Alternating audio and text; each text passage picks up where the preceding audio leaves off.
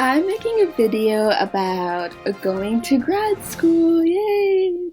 Okay, so many of you might not know, but I'm in grad school. I'll be getting my master's degree if I pass this August, and I'll have the ceremony where I actually get my physical diploma in December of 2016.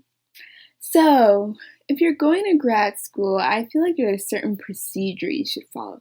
When I first started undergrad, I had a plan. I told myself that I wasn't going to make the same mistakes that I made in high school. In high school, I wasn't in any clubs or I had nothing noteworthy to even put on my resume. So at the end, I felt like I had nothing to offer colleges. My grades weren't the best. I was a C plus average student, so I had no way to make up for these not so good grades by showing the colleges that I participate in extracurricular activities or I've gotten awards or honor societies. I had none of that. So when I went to college, I made sure that wouldn't happen because I knew I was 100% going to graduate school right after. First thing you do is save money. Not just save money because tuition's expensive, because hopefully financial aid will help you. And maybe if you're lucky, you won't have to pay anything out of pocket depending on your financial situation. The first thing that you want to do is save money for the applications because yes, those application fees are no joke. Okay. Some schools might give you waivers based on your financial situation. I know for me, the school I go to right now gave me a waiver if you were either a first generation college student, which I was at the time. I'm the first generation of my family to go to college. Me and my sister are. And then they had one if you were a McNair scholar, which I wasn't. So the first generation college student applied to me, so I didn't have to pay. I applied to 10 schools. I say that you should apply to as many schools as possible. If graduate school is what you're 100% doing right after undergrad, or graduate school is what you're 100% doing as your next chapter in life, you should apply to as many schools as you can. So on the inside, you'll know that you'll get in somewhere, if that may not be your dream school. Luckily, I got into all of my top choices, which was really good because undergrad, I only got accepted to one school. And like what I said before, I was a C plus average student back then.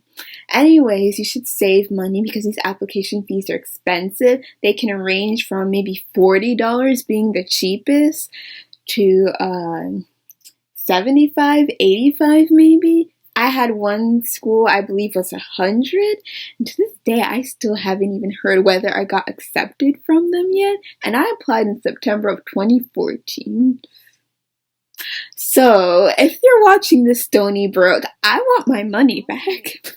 Anyway, make sure you save your money in advance so you'll have enough to be able to apply to as many grad schools as you can when that time comes. Also, before that time comes, make sure you're in a lot of clubs or even have positions in clubs. Or maybe if you're not in a lot of clubs because you don't have the time because of your classes, try getting really good grades and be in an honor society. Sometimes you'll get invited to join these honor societies.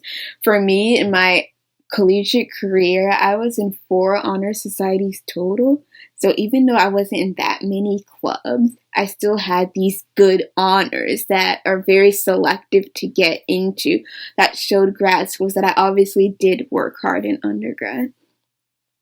So I feel like you should make sure your grades are good so you can get that. And the good thing about these honor societies are, I don't know about every school or every place, but my college gave us cords to wear on our gown for honor societies. I know some schools, they do it for dean's list. We didn't. But anyways, make sure you're active in school in terms of getting good grades, joining clubs, extracurriculars, whatever you have to do to make your resume look good. Also, don't forget to try to apply to as many internships as you can.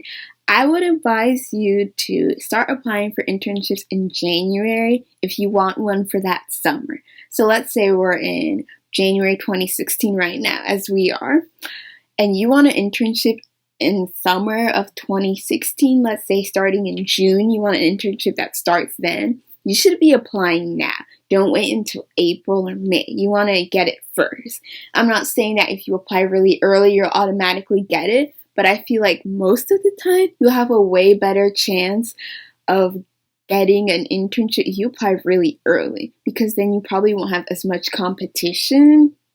You'll have time to look at it early too, maybe, if you have like an early action. I, for undergrad, did small internships. They weren't really like big companies, but they were still good things to put on my resume, so I was able to build that up. If you have a good GPA, you're in honor studies, you have clubs to join, I feel like you have so many things to offer. I mean, you did go to college to get good grades and to get a job, so if you show these grad schools that you came to college and did what you were supposed to do, I think that'll look really good.